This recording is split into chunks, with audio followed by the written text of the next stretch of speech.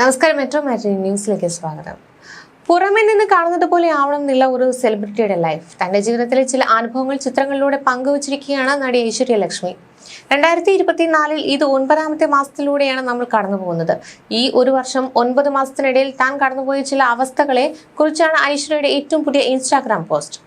ഈ വർഷം എന്നിലേക്ക് തന്നെ തിരിഞ്ഞു നോക്കുമ്പോൾ എന്ന് പറഞ്ഞാണ് ചിത്രങ്ങൾ പങ്കുവച്ചിരിക്കുന്നത്. വിഷമത്തോടെ കരഞ്ഞിരിക്കുന്നതും ആശുപത്രിയിൽ കഴിയേണ്ടി വന്നതും കുറേയേറെ വിദേശയാത്രകളും ഷൂട്ടിംഗ് ലൊക്കേഷനുകളിലെ ചില നല്ല ഓർമ്മകളും സെൽഫികളും എല്ലാം ഐശ്വര്യ പങ്കുവച്ച ചിത്രങ്ങളിലുണ്ട്. നായികമാരുടെ നിറങ്ങളില്ലാത്ത മറ്റൊരു ലോകത്തെ നടിയുടെ ഫോട്ടോകളിൽ കാണാം.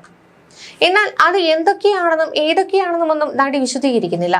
നീ കരുത്തയാണ്, ധൈര്യശാലിയാണ്, നീ ഇനിയും മുന്നോട്ട് വരണം എന്നൊക്കെ പറഞ്ഞ ഐശ്വര്യ ലക്ഷ്മിക്ക് നിരവധി കമന്റുകളാണ് വരുന്നത്. കല്യാണി പണിക്കർ, അനു ജോസഫ്, വീണ നായർ, സംഗീത ജയചന്ദ്രൻ തുടങ്ങിയ എല്ലാവരും കമന്റ് ബോക്സിലുണ്ട്.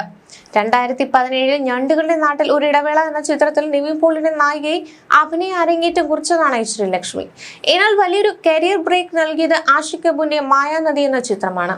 പിന്നീട് വരത്തൻ, വിജയ്, സൂപ്പർ, പൗർണമിയും, കാണേ കാണേ പോലുള്ള നിരവധി സിനിമകൾ ചെയ്തു. അതിനിടയിൽ തെലുങ്കിലും തമിഴിലും എല്ലാം ഐശ്വര്യ തന്റെ കഴിവ് തെളിയിച്ചിരുന്നു.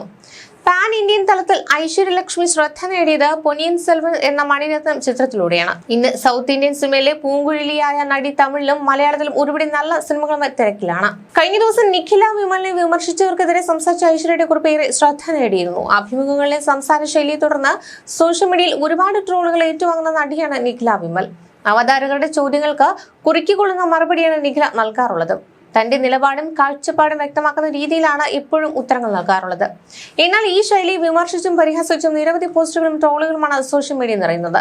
ഇതിനെതിരെ നിഖിലയ്ക്ക് പിന്തുണയുമായാണ് നടി ഐശ്വര്യ ലക്ഷ്മി രംഗത്തെത്തിയത്.